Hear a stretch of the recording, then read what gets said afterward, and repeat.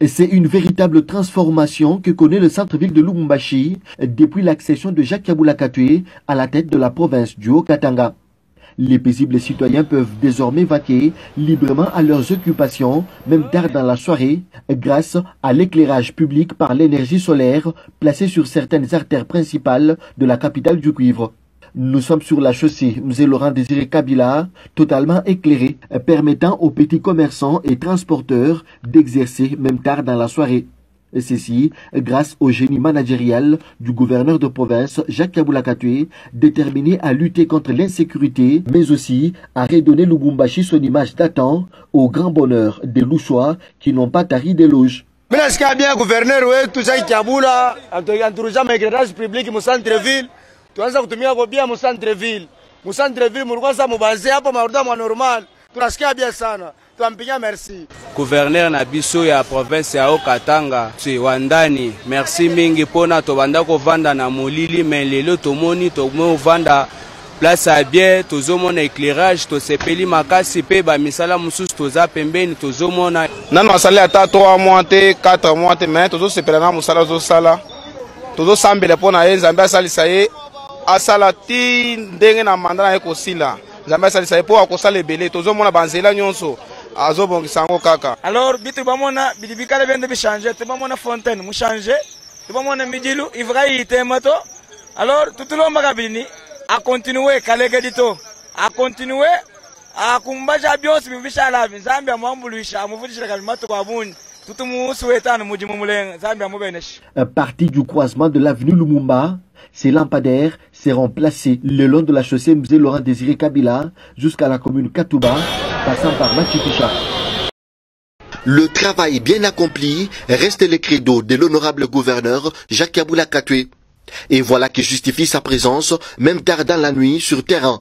Accompagné de son vice, Jean-Claude Kamfwa Kimimba et quelques membres de son gouvernement, Jacques Kabula Katumbi a été sur la chaussée Mzee Laurent Désiré Kabila la soirée de ce mercredi 10 juillet 2019 afin d'inspecter les travaux d'éclairage public.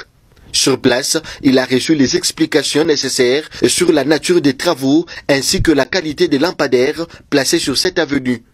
En seulement 48 heures, une grande partie de cette artère principale du centre-ville de Lubumbashi brille des mille feux dans la soirée. Et les Louchois n'en reviennent pas. Non, quand même, il faut un éclairage public, tu n'as sana. Éclairage public, tu n'as tout batoto. Il faut quand même dire qu'il y a boule à tuer bintu non. Vraiment chapeau bas. Anatufanyisha kitu kimoja kizuri sana, vile inakuwa éclairé, tunafurahi sana, tunaretrouver vile Lubumbashi il y a 15 ans, 20 ans. Hapa tunaona vile Lubumbashi na luria kitoko. Gouverneur normalement il s'achèze kutumika mais Kabula isa 21h. Eko mubalabala. Ni kusema ke ni muntu. Tunamupatia ile nguvu atumike tuko mu mkongo yake. Près de 2 mois seulement après son entrée en fonction, le chef de l'exécutif provincial a déjà réussi à éclairer plusieurs avenues de grande utilité de Lubumbashi, restées pendant des décennies dans l'obscurité. C'est notamment l'avenue Kubo de la Katouba et Femme Katangaise dans la commune de Lubumbashi et plusieurs autres artères de la ville cuprifère. Ceci s'étendra sur d'autres axes routiers de la ville de Lubumbashi. Aménageant la date de l'élection des gouverneurs et vice-gouverneurs du Sankuru et du Sud-Ubangi, publiée le 25 juin 2019, les membres de l'Assemblée plénière de la CENI se sont retrouvés ce 10 juillet 2019 à Kinshasa, en réunion la plénière, sous la conduite du patron de la santé électorale, Corneille Nangaa Obeluo. 2 importantes décisions ont été prises au cours de cette réunion. La première portant annonce des résultats provisoires de l'élection des gouverneurs et vice-gouverneurs du Sud-Ubangi et la seconde portant report de l'élection des gouverneurs et vice-gouverneurs du Sankuru. Ce, pour des raisons technico-opérationnelles, comme le précise le président de la CENI, Corneille Nangaa Obeluo. Les résultats au Sud-Ubangi sont tels que sont respectivement élus gouverneurs et vice-gouverneurs, messieurs Mabenze Beibenz Jean-Claude et Zaboussou Luolo Zéphira. Quant à la province du Sankuru, je voudrais vous annoncer que l'élection n'a pas pu être organisée pour des raisons technico-opérationnelles, ainsi que, je pense, pour la sauvegarde de la sécurité et de la paix dans la province. Le président de la CENI a terminé sa communication en annonçant une nouvelle date pour la tenue de l'élection du gouverneur et vice-gouverneur du Sankuru. Nous poursuivons des consultations pour harmonisation de vues, de sorte que cette élection se tiendra le 20 juillet prochain.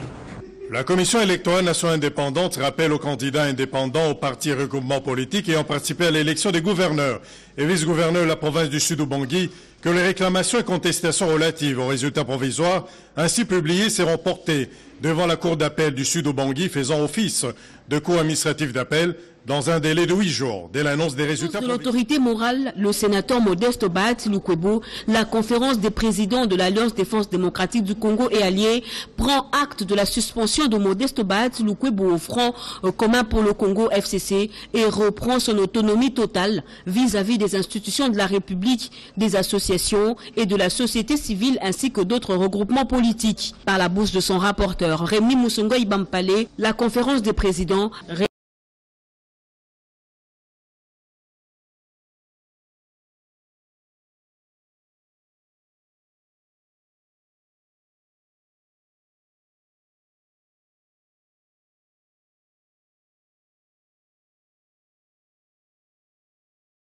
et autorité morale du regroupement politique AFDCA, l'honorable sénateur professeur Modeste Bahati Lukwebo.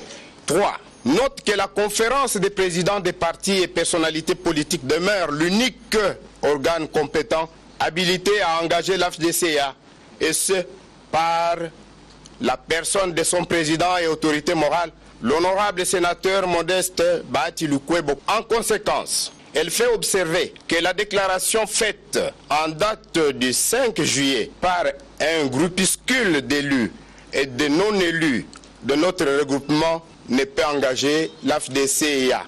Mais en garde tous ceux qui tentent de débaucher en son sein, car ils n'auront ni légitimité ni légalité pour engager notre regroupement, l'AFDCA, qui reste une et indivisible. Invite son groupe parlementaire à l'Assemblée nationale à reconstituer son bureau.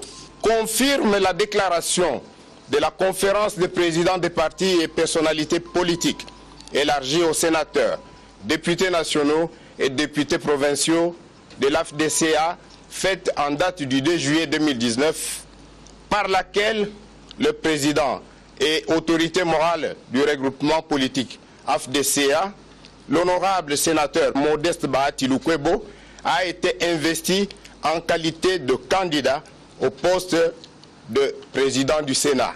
Prend acte de cette suspension et annonce que le regroupement politique AFDCA reprend son autonomie totale vis-à-vis des institutions de la République, des associations de la société civile, ainsi que d'autres regroupements et partis politiques. Puis le pillage de 1991, puis réhabilité en 2009 sur financement de la Banque africaine de développement, le domaine agro-industriel présidentiel de l'Antsele d'Aipen est quasiment laissé à l'abandon.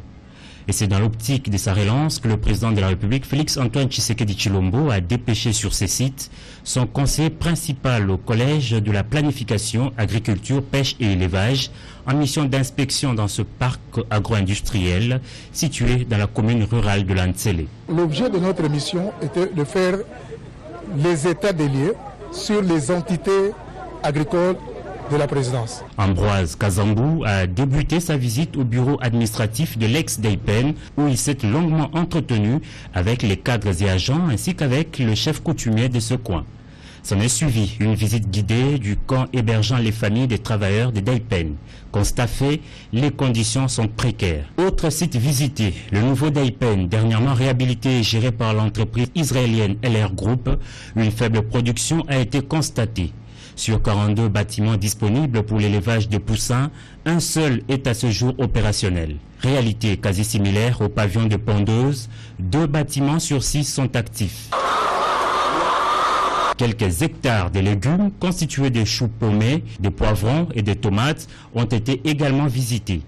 La boucle a été bouclée au site de la pisciculture actuellement exploité par des agents d'AIPEN et des particuliers pour des travaux maraîchers. Au terme de sa mission, Ambroise Kazambou a formulé des recommandations au cadre de d'AIPEN et a ensuite apaisé les esprits des agents de cette entreprise impayée depuis 1994. Le constat est vraiment désolant.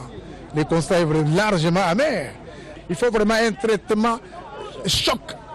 Et nous sollicitons même l'implication personnelle du chef de l'État pour que nous puissions mettre un peu de l'ordre. Sinon, on ne peut pas parler de développement agricole. La publication des résultats de l'examen d'État édition 2019, c'est pour bientôt. En attendant, le ministre intérimaire de l'EPSP, Emery Okundji, a effectué une descente à l'inspection générale de l'EPSP. Objectif, c'est rendre compte du niveau de compilation des items à travers ces différentes étapes: correction, évaluation, rédaction et imprimerie. L'occasion pour les ministres intérimaires de l'EPSP d'appeler les responsables impliqués dans la correction des items de faire preuve d'objectivité et de patriotisme pour avoir des résultats crédibles. Emery Okundji n'a pas manqué de fustiger le comportement de certains compatriotes qui publient de faux résultats à travers les réseaux sociaux alors que le travail de correction se poursuit. Nous venions de visiter le centre de correction. Tout se passe convenablement, comme prévu. La publication des résultats d'examen d'État est imminente. Nous mettons en garde tous ceux qui spéculent. Cette publication sera précédée d'un communiqué du ministre de l'EPSP, que je suis AI, et nous le faisons par la voie officielle. La publication des résultats de l'ex-État incombe au gouvernement à travers le ministère de l'EPSP. Tout résultat publié en dehors du canal officiel et à mettre sur les comptes de spéculation et donc du gouvernement congolais que ces investisseurs hollandais de l'entreprise God Center vont bientôt déclencher une action humanitaire dans toute la République démocratique du Congo. Cette société a pour mission de soutenir les orphelinats ainsi que les enfants en rupture familiale à travers la création de marchés d'emploi. Question de rendre ces enfants abandonnés utiles dans la société et améliorer les conditions de vie de la population congolaise. Le directeur général de God Center, chef de la délégation, a expliqué au vice-premier ministre intérimaire de l'Intérieur et Sécurité, Basile Olongo Pongo, qu'il a reçu en audience les actions déjà accomplies sur le terrain avec des visites dans 2 orphelinats de Kinshasa, notamment à Bibwa et à Mekao, dans la commune de Lansele. Du reste, il sollicite le soutien du gouvernement congolais pour un bon fonctionnement de cette œuvre humanitaire et sociale. Le vice-premier ministre intérimaire de l'Intérieur et Sécurité, Basile Olongo Pongo, a apprécié cette initiative et promet d'accompagner ces projets au profit de la République démocratique du Congo. Puisque le succès est garanti par Dieu, les investisseurs hollandais engagés dans les actions à caractère humanitaire et rêvent transformer la République démocratique du Congo à l'image de leur pays. Ils ont associé les hommes de Dieu congolais avec en tête le pasteur Ejibaya Mampia pour consacrer le Congo entre les mains de Dieu pour son lendemain meilleur.